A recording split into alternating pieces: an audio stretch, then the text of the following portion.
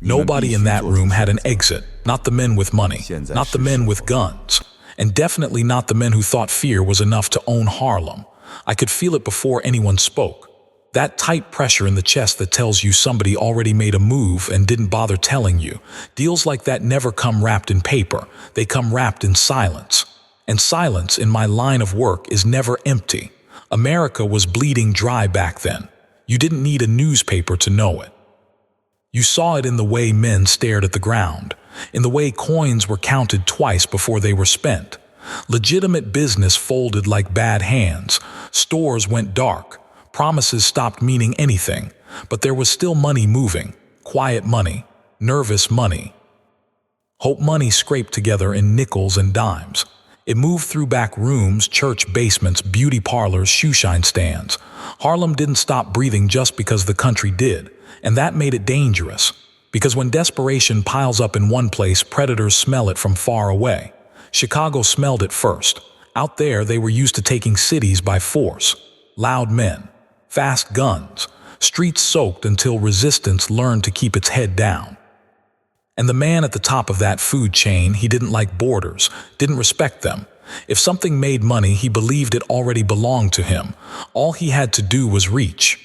From where he sat, Harlem probably looked small, crowded, poor, easy. That's what happens when you measure a neighborhood with a ruler instead of your feet. What he didn't see were the invisible lines. Who owed who watched which corner, which cop pretended not to see things, and which one remembered faces. Harlem wasn't chaos, it was organized memory, and memory can be sharper than steel. I wasn't running the board yet, not officially. Titles don't matter until somebody tries to take what's yours. I worked for a woman who understood numbers the way generals understand supply lines. She built an empire without ever raising her voice. My job was simpler, make sure nobody forgot where the line was. That line started getting tested the moment the strangers showed up. They didn't crash in loud. That's rookie work. They drifted. Sat too long in clubs they didn't belong in. Ordered drinks they didn't finish. Asked questions that didn't need answers.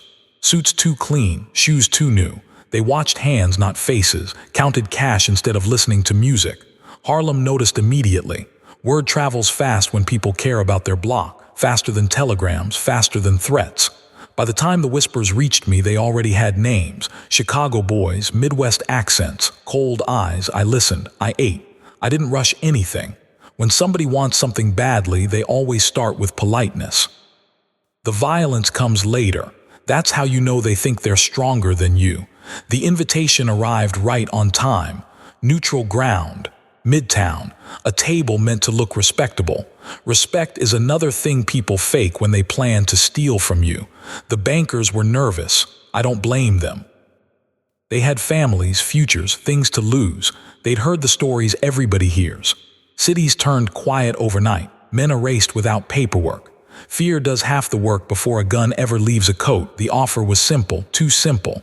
A slice taken off the top, not the leftovers. Protection, they called it. Protection from problems they'd create themselves. That's not business, that's a countdown. I watched the room instead of the speakers.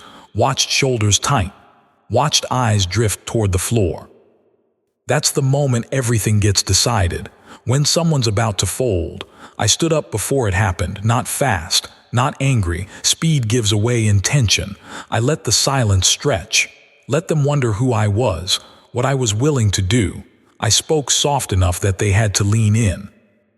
That's how you control distance.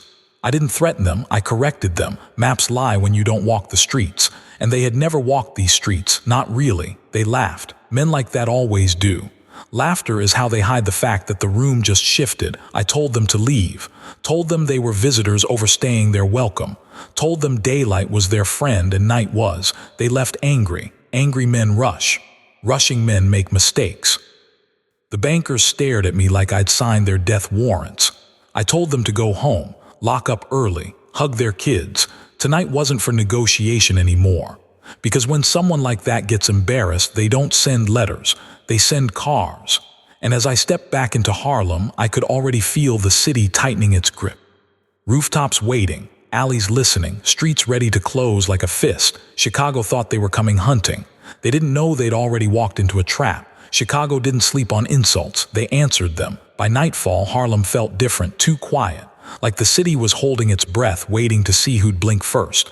Clubs turned the music down instead of up. Windows stayed dark. People moved with purpose or not at all. That's when you know something's coming. I didn't give speeches. Didn't need to. The neighborhood already understood the assignment. Harlem had its own language, and tonight it spoke in footsteps on rooftops and shadows sliding into alleys. Chicago men don't like details. They trust engines, maps, straight lines, main roads. They think power comes from speed and noise, from showing up heavy and leaving nothing standing. That's fine if you're not the one being watched. I knew how they'd come. They always do. Convoys, black paint. Confidence so thick it blinds them. They'd be looking for a show, a public lesson, somewhere loud enough to echo, so I gave them a path, a street that looked open, wide enough to turn around in, familiar enough to feel safe. Brick buildings rising on both sides like spectators. Dead ends hidden where only locals knew. By the time the engines rolled in, Harlem had already closed behind them. They came slow, too slow for men who thought they owned the night.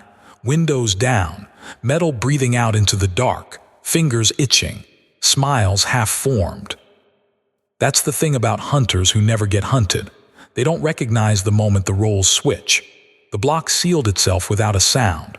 One move, then another, steel met steel. The street jammed tight. No forward, no reverse, just the smell of gasoline and panic setting in at the same time. Somebody yelled, somebody cursed, too late. Fire doesn't argue, it answers immediately. The sky broke open in orange and white. Glass exploded, heat swallowed metal. Men poured out of cars screaming, burning, blind. Guns went off wild, tearing at windows that were already empty. They were shooting at ghosts, because Harlem doesn't fight from one direction. It came from above, from behind, from places they didn't know existed. Hands, blades, clubs, rage sharpened by years of being told to wait your turn. I stood back where I could see everything. Strategy doesn't require swinging fists, it requires patience. Watching fear replace confidence in real time. One of them dropped to his knees right where the firelight hit his face. The same one who laughed earlier, same eyes, different understanding. I walked through the smoke slow, no rush. Victory doesn't need speed. I told him he was going home, not whole, not proud, but breathing. Messages stick better when they limp. As the flames ate the cars down to skeletons, I knew the city would be talking by morning. Stories would travel, names would be whispered, and the man who sent them, he'd hear every word, because this wasn't over. This was just Harlem introducing itself. And somewhere downtown, another pair of eyes was watching quietly, measuring what Chicago couldn't break and wondering whether to shake hands or sharpen knives. By sunrise, the story already had legs, not the truth. The truth stays local. What traveled was the feeling. 3 burned cars, men sent back breathing but broken, a neighborhood that didn't flinch. That kind of message doesn't need names attached to it. It just needs witnesses. Chicago heard it loud enough. But so did New York. There are men who watch chaos like gamblers at a rail looking for patterns. Men who don't rush to punish or praise. They wait to see who benefits, who keeps their voice low while everyone else shouts. One of those men was paying close attention. He didn't care about pride, didn't care about revenge. He cared about balance, about money moving clean, about violence staying quiet. Chicago was bad for business, too messy, too emotional. Harlem, though Harlem had discipline when it mattered, that caught his eye. While Chicago licked its wounds, the neighborhood stayed calm. No victory laps, no boasting. Streets reopened. Music came back. Numbers kept rolling like nothing happened. That's what really scared people who understood the game. War usually leaves fingerprints. This didn't. A few days later, a car showed up on 125th that didn't belong to anyone itching for trouble. No engines revving, no guns flashing, just a clean vehicle and a man who walked like he expected to make it back home. That told me everything I needed to know before he opened his mouth. He came alone, that's respect. The pool hall went silent when he stepped in. Not because he was Italian, because he wasn't afraid. Fear makes noise, confidence doesn't. He didn't sit, didn't look around. He handed me an envelope like it weighed something more than paper. No threats inside, no demands, just an invitation. Dinner, neutral ground, time and place chosen carefully. That's how real power asks questions. I didn't answer him right away. Let him stand there with the weight of it. Let everyone see that Harlem didn't jump just because somebody knocked. Then I nodded. Showing up alone matters. Showing up heavy tells the other side you're scared. I was. The restaurant downtown was full of people who pretended not to see anything. Judges, politicians, men who lived clean lives paid for with dirty money. The kind of place where nobody listens but everyone remembers. He stood when I walked in. That was another choice. We didn't circle each other. No posturing, no raised voices. Just two men talking business while the rest of the room pretended this wasn't history bending slightly at the edges. He spoke first. Calm, precise. Like a man used to being obeyed without saying it out loud. He acknowledged what happened to Chicago without celebrating it, called it inefficient, bad for stability. I like that. You can do business with someone who hates chaos. Then he laid it out. Ports, supply, courts. Protection that didn't announce itself with sirens. He didn't offer ownership, he offered structure, a partnership that kept blood off the sidewalks and money on schedule. It was a better deal than Chicago ever imagined, which made it more dangerous. Because good deals always cost something you don't see at first. I listened. Let him finish. Let the silence do its work. Then I told him my price. Harlem answers to me. No committees, no permission slips. No second guessing when respect gets crossed. Inside these streets, my word isn't a suggestion. That's not how most men talk to power. That's how power talks to power. He studied me. Not my clothes, my eyes, looking for hesitation, looking for ego, finding neither. Then he smiled. Glasses clinked. Terms agreed. On paper, it was peace. In reality, it was a truce with teeth. I walked out knowing two things at once. I'd secured Harlem's future. And I just invited a new kind of danger to sit at my table. Because men who prefer order don't forgive disorder forever. And partnerships like this only last as long as everyone remembers who really runs the streets. Somewhere behind us, Chicago was fading. Ahead of us, the game was getting much bigger. And bigger games always demand a sacrifice. Peace has a sound. It's quiet, too quiet. No sirens, no funerals, just money moving smoother than it ever did before. That's how you know the danger changed shape. Harlem adjusted fast. Product flowed in without noise. Police pressure eased in places it never used to. Court dates disappeared like bad habits. On the surface, it looked like I'd won something permanent. Nothing in this life is permanent. The bankers smiled more, but they watched me closer. Prosperity makes cowards brave and friends curious. Everybody wants to know how close you are to the fire when the room stays warm. I kept my circle tight. Fewer words, fewer meetings. Power attracts gravity, and gravity pulls in things that eventually collapse. The Italian side kept their promises, mostly. Their men stayed respectful, mostly. But respect fades when profits grow. That's another rule nobody writes down. It started small. A runner leaning too hard on a local shop, a look that lasted too long, a tone that suggested permission instead of partnership.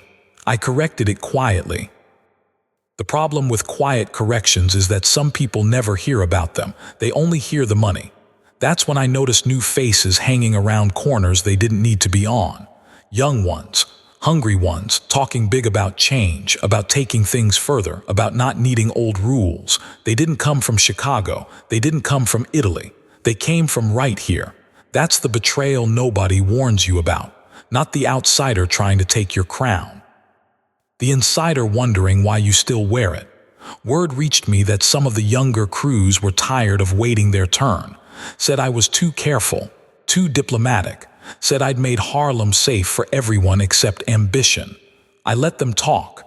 Men always reveal themselves when they think they're not being heard. Then one night a message came in crooked. A shipment delayed, not stolen, delayed, that's worse.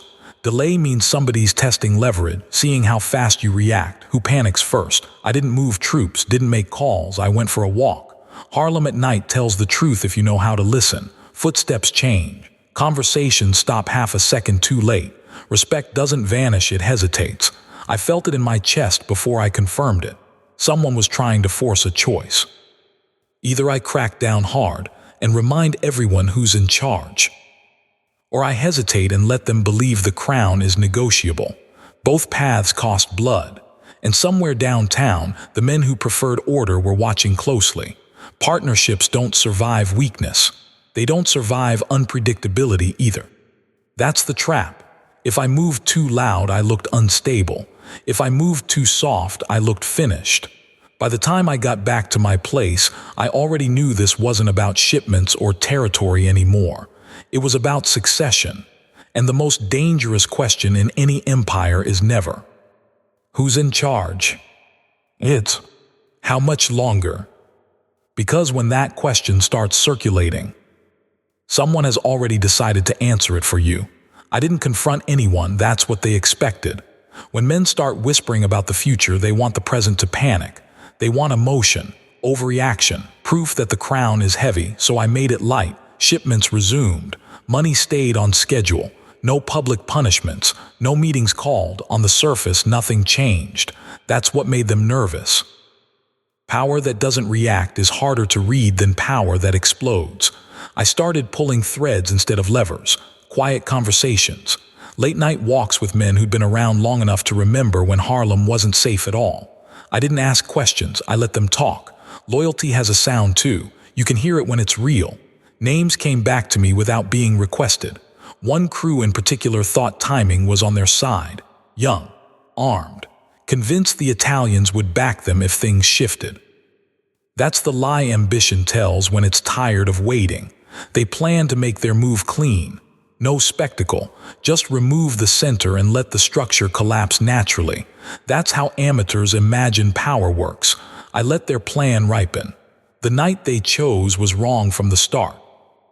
Too symbolic, too public. They wanted witnesses, wanted stories told about them the next morning. I gave them something else. The meeting spot changed last minute. Misinformation travels faster when it sounds official. They walked into a room expecting leverage and found patience instead. No guns on the table, no shouting. Just chairs pulled close enough that nobody could pretend to misunderstand. I didn't threaten them. Threats create martyrs. I explained consequences, calmly, precisely. I showed them the numbers, who'd lose, who'd suffer, which streets would burn first. Not hypothetically, specifically. I let them realize they weren't starting a revolution. They were starting a funeral procession. One of them reached for bravado. Said the neighborhood needed new blood, new energy. Said the old ways were done. I agreed. Then I told him new blood spills fastest when it rushes. That's when they understood they'd misjudged the room, and the people who weren't there. Because loyalty isn't about who shows up, it's about who doesn't need to. They left alive, shaken, smaller than when they arrived, but peace like that never lasts on belief alone. 2 days later, someone took a shot at me, missed, on purpose or by incompetence. It didn't matter. The message was clearer than a bullet ever is. The line had been crossed. Now I had to respond loud enough to be remembered, and quiet enough to be respected. Because if the Italians thought Harlem was unstable, they'd step in. And when partners step in, they never step back out clean. I looked at the board that night and saw the truth. Chicago tried to take Harlem with force and failed. The Italians tried to hold it with structure and watched closely. But the real fight was always going to come from inside. And internal wars don't end with victory. They end with survivors. By morning, I decided who that was going to be, and somebody else had already decided who they wanted it to be instead. The shot changed everything, not because it almost hit me, because it told everyone the rules were optional now. Once that happens, you either rewrite them or watch the street do it for you. I didn't hide. Hiding makes rumors louder. I moved the next day like nothing happened. Same routes, same hours, same calm. Fear only spreads when it sees you flinch. Behind the scenes, the response was already in motion. No raids, no street sweeps. I didn't want bodies. Bodies bring questions, and questions bring heat. What I wanted was isolation. Make the problem small enough to handle without an audience. I cut oxygen. Numbers stopped flowing through certain hands. Runners found doors closed that had always been open. Invitations dried up. Respect, when withdrawn all at once, feels like suffocation. The crew that took the shot realized too late they were standing alone. That's when the Italians made their move. Not aggressive, not obvious, a messenger, polite tone, concerned questions. They wanted reassurance, stability, confirmation that Harlem was still predictable. That's how you know they were nervous. I gave them what they needed, not what they wanted. Calm words, controlled updates, no promises about internal discipline. Harlem business stays in Harlem. They didn't argue. They never do when they're measuring how much they need you. The reckoning came quietly, in a place with no witnesses and no history worth remembering. The shooter wasn't there. He'd already been moved aside by his own people, trying to bargain with my patience. That's the last mistake men make when they think power negotiates under pressure. I sat across from the one who gave the order. He didn't deny it, didn't apologize, tried to justify it, said the neighborhood needed to see that nobody was untouchable. I agreed again. Then I showed him what untouchable really means. He left breathing, broken but alive. Like the Chicago messenger years before. Living proof carries further than corpses. By nightfall, the story had settled into its final shape. No leader removed, no chaos unleashed, just a clear understanding restored. Harlem wasn't unstable, it was disciplined. The Italians relaxed. The bankers slept better, the streets exhaled, but something else shifted that I couldn't control. The younger generation didn't see peace, they saw restraint. And restraint looks like weakness to men who haven't paid for anything yet. I felt it in the way eyes lingered longer, in the way conversations paused when I passed. Time doesn't announce itself when it starts winning. It just stops asking permission. That night, alone with my thoughts, I understood something Chicago never did. You can defeat an enemy. You can negotiate with a partner, but you can't outrun the future. And the future was already lining up its pieces. Waiting for the moment my guard slipped again, because it always does. Even kings have to sleep. Sleep stopped coming easy after that, not fear, fatigue. The kind that settles in your bones when you've been standing between chaos and order for too long. Every night I closed my eyes, I saw the board exactly as it was, pieces still standing, balance holding, and one space that felt hollow. That's the dangerous one. The Italians kept things smooth, too smooth. When power goes quiet like that, it's usually planning to stay quiet while someone else takes the blame for the noise.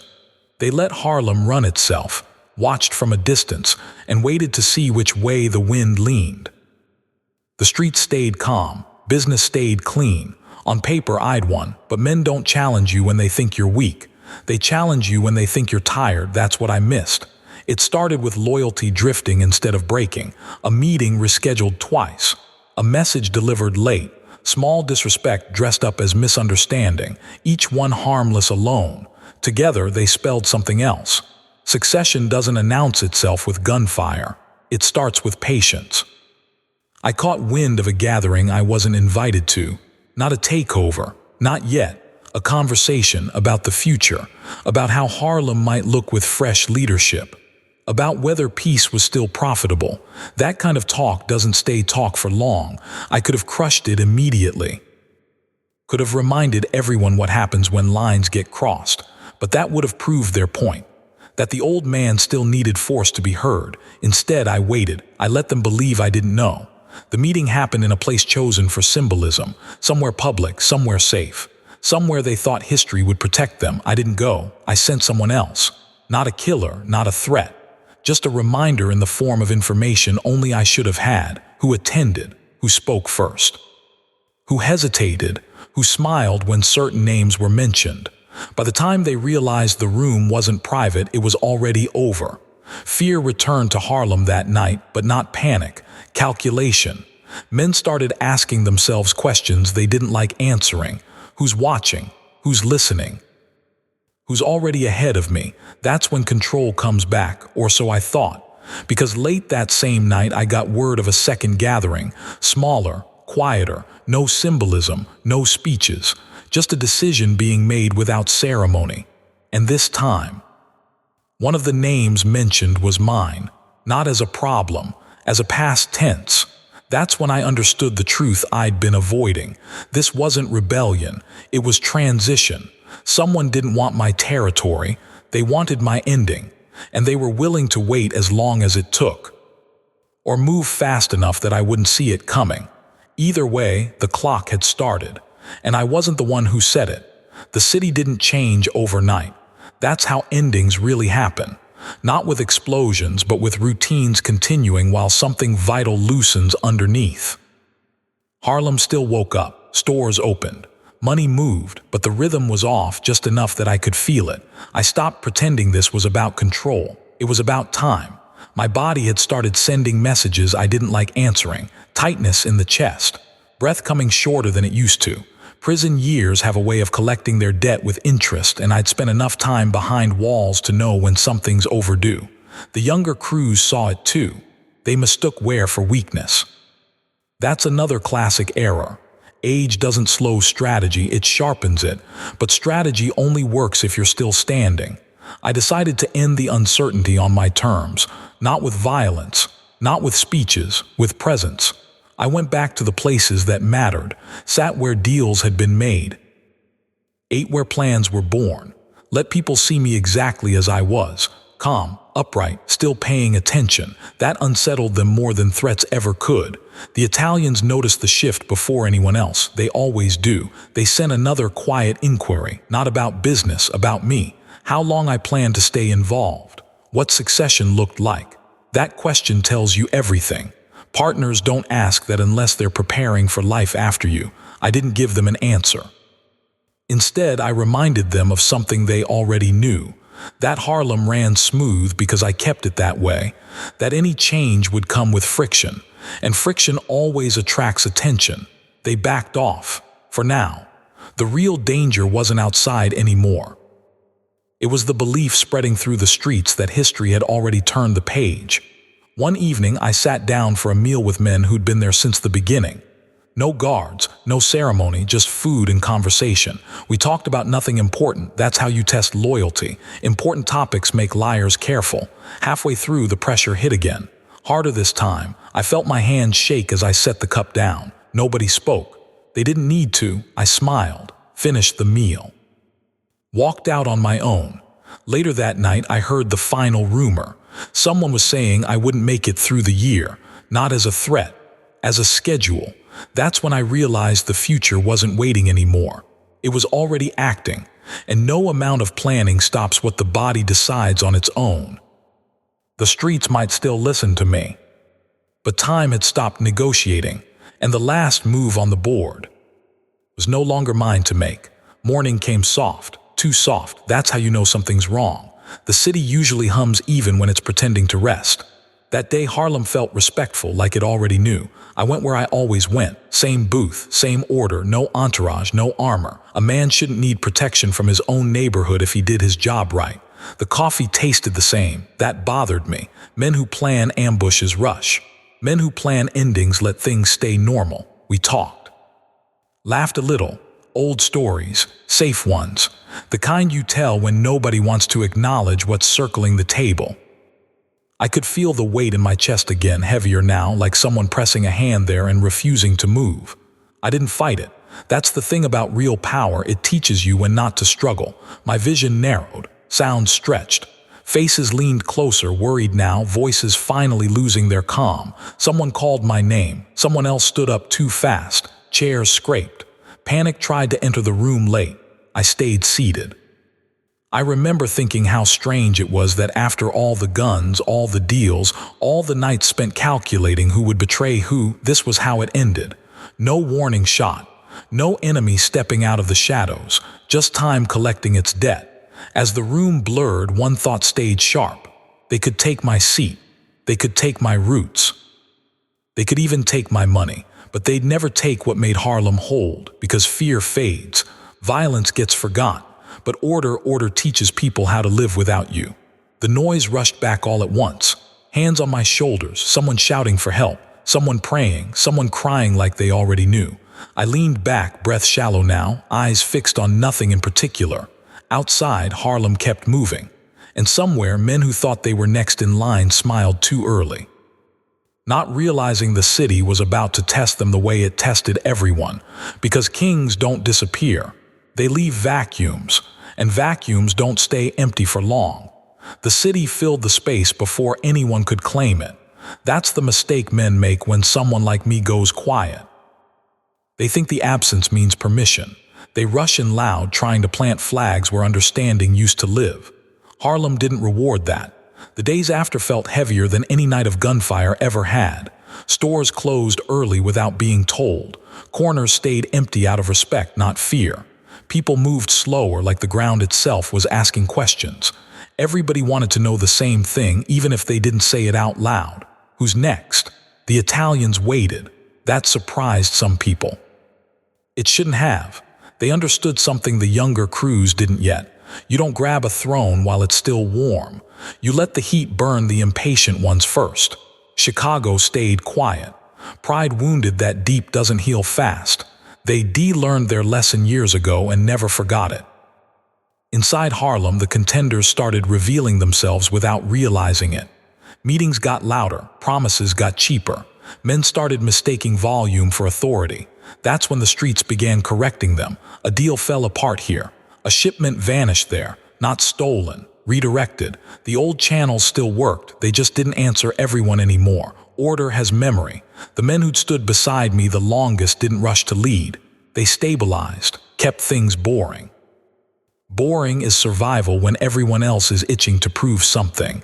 The young crews lost patience fast. They always do, tried to force recognition, tried to manufacture fear. Harlem answered the same way it always had, with silence. Nobody followed them. Nobody backed them. Nobody even warned them when they stepped somewhere they shouldn't have. Ambition without roots doesn't last long on concrete that remembers blood. Weeks passed. The noise thinned. One by one, the loudest voices disappeared from conversations that mattered. Not buried, not celebrated, just irrelevant. That's when the city settled. No single name replaced mine. That was never the plan. Power spread out, shared, balanced the way it had been taught. Less ego, more listening. People said Harlem lost a king. They were wrong. Harlem lost a voice and kept the lesson. Even now, if you stand on certain corners long enough, you can feel it. The pause before a bad decision. The instinct to check yourself before you step too far. That hesitation didn't come from fear of death. It came from remembering what discipline feels like. Because some men rule with noise, some rule with violence, and some don't need to rule at all. They just teach a city how to stand, and Harlem never forgot who taught it. Memory is heavier than money. Years passed and Harlem wore my name without saying it. You could hear it in the pauses between words, in the way arguments ended before they got loud, in how outsiders still checked themselves before asking the wrong question on the wrong block. That kind of presence doesn't die. It waits. The Italians adapted. They always do. New faces, new suits, same instincts. They kept business clean, distant, respectful. Not because they had to, because they remembered what happens when Harlem feels cornered. But memory fades in men who didn't earn it. A new generation started moving faster again, flashier, hungrier. They hadn't seen burned cars or broken messengers. They'd only heard stories, and stories sound softer when you weren't there to smell the smoke. They thought the lesson was old. That's when trouble crept back in. Quiet, clever, different this time, not about territory, not about money. Influence. Someone started pushing the idea that Harlem needed outside guidance. Said the world was bigger now. That independence was expensive. That partnership should come with supervision. That word traveled badly. The streets felt it before anyone confirmed it. Old runners stopped passing messages. Trusted doors stayed shut. Men who'd never raised their voices started asking questions that didn't have easy answers. Who benefits if Harlem forgets itself? Who profits when discipline gets replaced by dependency? Nobody said my name. They didn't need to, because every time that idea surfaced, it ran into something solid. Resistance without leadership. Boundaries without threats. A community that remembered how to close ranks without being told. That's when whoever was behind it realized the truth too late. You don't erase a lesson by outliving the teacher. Some nights when the city goes quiet again, it feels like the board is being reset, pieces moving slow, hands hovering just above the table, waiting, because the game never ends. It only pauses between players. And somewhere in Harlem, the streets are still watching, ready to remind the next man who thinks this place is empty territory. That some lines don't fade, they stay drawn, and crossing them still costs more than anyone expects. Harlem doesn't announce its warnings anymore. It doesn't need to. The city learned a long time ago that the loudest moves get answered first and hardest. Now it waits, lets men expose themselves, lets ambition run its mouth until it says too much. Every so often, someone new comes around, fresh money, fresh confidence. They walk the blocks like they're reading a balance sheet instead of a memory. They ask who's in charge. That question still makes people smile, because Harlem never needed another king. It needed a standard. Something invisible but heavy enough that everybody feels it when they step wrong. You see it when a deal quietly collapses without explanation, when a reckless crew can't find support no matter how much they pay, when an outsider realizes too late that nobody's answering his calls anymore. That's not coincidence, that's inheritance. The old men on the benches don't talk much. They play chess, slow, thoughtful, watching the board the way they always have. If you listen close, you'll hear it, not stories. Not bragging, warnings.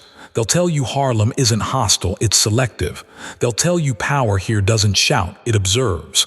And if you ask the wrong question one too many times, someone will finally answer you, calmly, clearly, without raising their voice. The answer is always the same. This place remembers. It remembers what happens when greed mistakes hunger for weakness. It remembers what happens when force meets preparation. It remembers a man who never needed to scream to be heard. And that memory still walks these streets long after the footsteps stopped. So if you're thinking about testing Harlem, if you're thinking about pushing where you weren't invited, just understand this. The city doesn't rush anymore. It lets you make the first move, and it never forgets how to finish the game. People still come looking for the end of the story. They want a date, a headline, a moment where everything stopped and stayed that way. That's not how Harlem works. That's not how power ever works. The end never shows up dressed like an ending. It slips in quietly the same way it always did, through habits, through choices, through men deciding without being told to step back instead of forward. Every so often, someone thinks they found a gap, a generation too far removed, a memory too old to matter. They mistake calm for absence.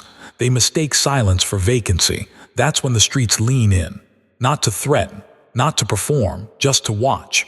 Because Harlem learned the hardest lesson already. That the most dangerous man in the room isn't the loud one. It's the one who doesn't need to announce himself at all. The one who sees the board before the pieces move. The one who understands that survival isn't about domination. It's about control without spectacle. That understanding didn't leave when I did. It stayed in the way deals are structured, in the way disputes end early, in the way ambition slows down once it hits these blocks. That's the real legacy. Not burned cars, not whispered legends, but a neighborhood that knows how to protect itself without asking permission. So when people ask who runs Harlem now, the answer never changes. Nobody does, and everybody does, because the city remembers what it cost to learn that balance. And it's not interested in paying that price again. The game keeps going. It always will, but the rules were written once. In blood, patience, and discipline, and they're still enforced. Long after the hand that wrote them put the pen down, there's a moment every city reaches where it has to decide what it believes in, not out loud, quietly. In the way it reacts when someone pushes just a little too far. That moment came again years later. Different faces, different clothes, same mistake. Someone decided Harlem had softened, that the old discipline was folklore now, that money could buy speed where patience once ruled. They didn't come in violent, they came in smart, lawyers first, contracts, promises of growth, protection dressed up as opportunity. That's always the most dangerous kind. At first, things looked fine, too fine. Money flowed faster than usual, corners got crowded again. The pause before bad decisions started shrinking. That's when the streets noticed, not with outrage, with distance. Phones stopped getting answered. Meetings kept getting delayed. Doors opened just a little less wide. The city didn't reject the new energy. It evaluated it, and what it saw didn't sit right. Because the new men wanted obedience, not balance. They wanted reach without roots. Control without understanding why restraint mattered. That never lasts here. One night a deal fell apart so cleanly it looked intentional. No arguments, no threats, just silence where momentum used to be. The men behind it tried to lean harder. That's when the neighborhood leaned back. The pressure didn't explode. It evaporated, support vanished. Allies remembered other appointments. Protection became unreliable. By the time the outsiders realized they were exposed, nobody needed to explain why. They packed up quietly. No celebration followed. No victory claimed. Harlem didn't need one. Because this wasn't about proving strength anymore. It was about preserving memory. And memory doesn't need a spokesman. Some nights, if you walk long enough, you'll feel it. That familiar tension right before a decision gets made. The sense that the city is watching again, measuring intent, weighing cost. That's when smart men stop, and foolish ones keep going. The difference is always the same. The smart ones understand they're not being threatened. They're being warned, and the warning never changes. Harlem doesn't belong to force. It belongs to those who understand it. Everyone else eventually learns. Or leaves. And somewhere deep in the rhythm of the streets, the game waits, because it always does, and it's always patient. Patience looks like mercy to people who have never earned it. That's why the next problem didn't announce itself. No outsiders, no flashy money, no contracts. This one grew from familiarity, from men who thought knowing the rules meant they could bend them without consequence. They weren't wrong, they were just early. A few names started floating together more often than they should have, not publicly, in kitchens, back rooms, places where trust gets tested by comfort. They weren't planning a takeover, not yet. They were planning insurance. Insurance against the city choosing someone else when the moment came.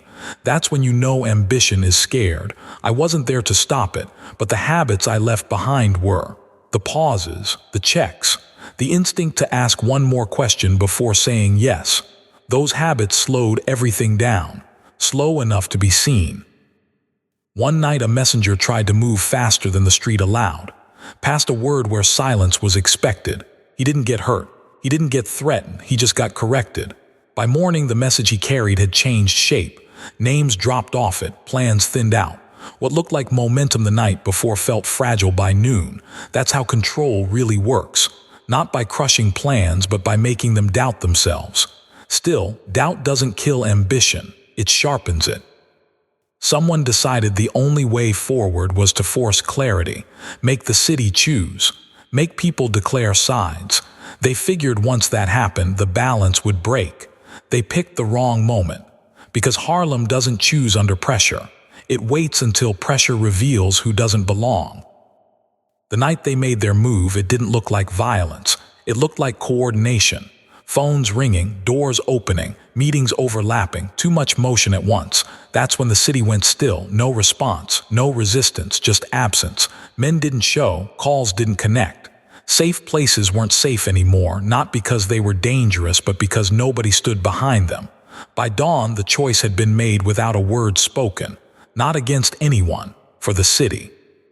The men who pushed too hard didn't get chased out. They stayed, watching their influence shrink day by day, learning what it feels like to be tolerated instead of followed. That's a slow punishment, the kind that eats at you. And somewhere in that silence, another question started forming, not about who's next, but about how long the city will keep teaching lessons. Before someone decides to stop learning, because patience has limits, and when it reaches them. The answer is never quiet. The city finally got tired of testing itself. That's what nobody ever sees coming. Not violence, not rebellion, fatigue. The quiet decision that enough lessons have been taught, enough warnings issued, enough chances extended. The last threat didn't come with ambition. That's why it was dangerous. It came disguised as necessity. A group of men, careful ones, started talking about efficiency. about modernizing everything that still moved on trust and memory. They didn't want the crown, they wanted the lock, control without visibility, order without accountability. That kind of thinking poisoned cities slowly. They didn't break rules, they rewrote procedures, didn't disrespect anyone openly, just rerouted influence, shifted leverage, made themselves unavoidable. For a while it worked. Then the city noticed the change in tone. Conversations felt transactional, decisions felt rushed, people felt managed instead of protected. That's when the past finally stood up, not in the form of a man, in the form of refusal. Neighborhood by neighborhood, cooperation thinned, old channels closed. Trusted intermediaries stepped away without explanation. The machine the new men built kept running, but with nothing feeding it. They pushed harder, demanded clarity, wanted compliance. Harlem answered with something colder than defiance: indifference. When they finally realized what was happening, it was too late to fix it quietly. Influence without consent collapses fast when nobody's afraid anymore. The group fractured. Fingers pointed, trust evaporated. The same efficiency they worshipped turned inward and ate them alive.